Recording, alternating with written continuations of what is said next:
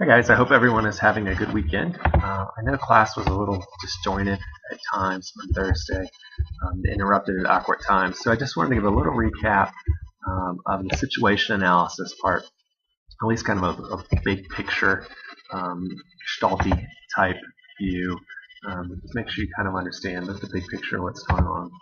So when we talk about a situation analysis, what we're talking about really is, and simply is, what's going on here. What are resources? What's going on externally, internally? What is the situation? We can break that down into two very broad, generic categories. One is internal, what is going on within our organization, and what is external, what's going on outside the organization that might affect our product or our marketing efforts.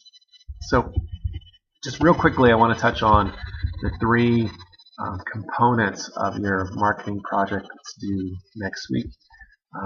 Two of them are external and one of them is internal. The first part you're going to do is the audience analysis. And you might also hear the term market segmentation with that. Those kind of go hand in hand. They have a subtly different meaning, but not really something you need to worry about. So you can think of those hand in hand. And basically here it's like, who is your audience? What are characteristics about them? And for this, the important thing I want you to do is go beyond basic demographics. Don't just think age ranges, ethnicity. Think lifestyle, behavior. What other products might they be using?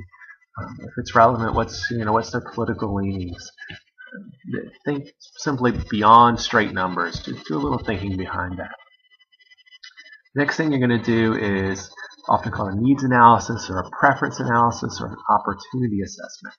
And in this case, you're trying to fill the gap. Like, what are people looking for that is not being fulfilled, and can you plug that gap?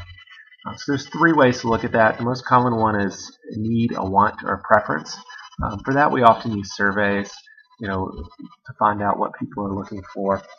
But there are two other ways to go about it that are particularly relevant to our field. And those are looking for what social or developmental needs are people missing that your organization might fill. So again, you can look at that in three ways. One's a needs or preferences, and then the other two are social or developmental. But in all cases, you're looking for a gap of services or a product gap and how you can fill it.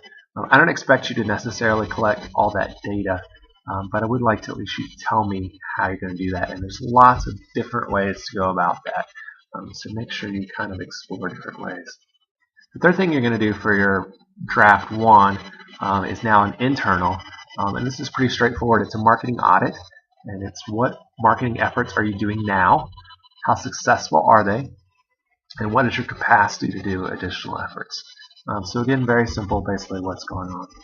So that's just a little quick summary. I hope that it helps explain some things. There are some nuances and details within these. I wouldn't stress too much about that right now. We'll do a little review this week for the quiz, but what I've just covered here is that kind of big picture is the most important thing for your project.